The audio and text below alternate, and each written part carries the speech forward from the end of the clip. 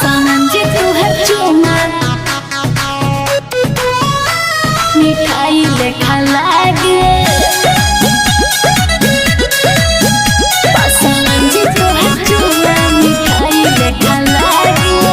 हमारा में काबा खूबी पीछे बारू लागल हमरे ही प्यार में काहे बारू पागल। ऐसा बात बा अरे हो ऐसा बात बा सुनो हमारा में काबा खूबी पीछे बारू लागल हमरे ही प्यार में काहे बारू पागल। क्लियर कर दो प्रेम कहानी क्लियर कर दो प्रेम कहानी हमके बता के। पसंद तुहर चुमा मिठाई लेखा लागे।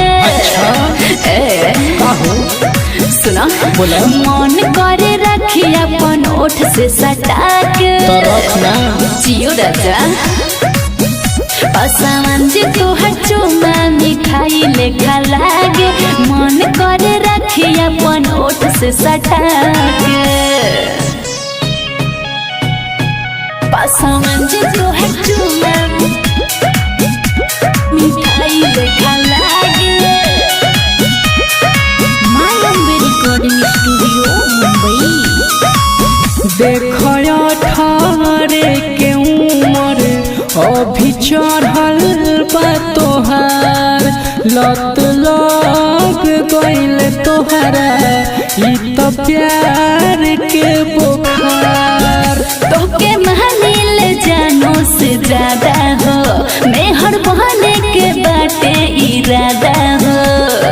तोहरा ऐसन कितना लड़की तोहरा ऐसन कितना लड़की घूमे आगे पीछे।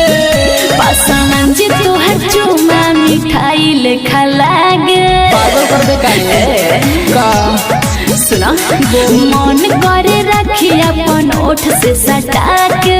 तोर भाई जाने नु त हमरा के कुछ के मुआ दी बुझले। पसंद तुहर चुमा मिठाई लेखा लागे मन करे रखी अपन ओठ से सटा के। पसंद तुहर चुमा मिठाई लेखा लागे।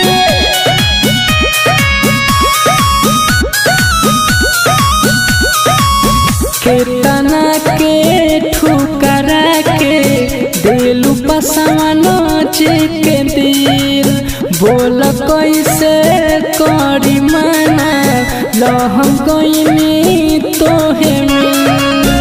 अजय हंसी के का विचार हो अब नहीं खे रहे के कुमार हो। कहतानी सुन रानी चलो न भाग के। पसंद तुहर चुमा मिठाई लेखा लागे।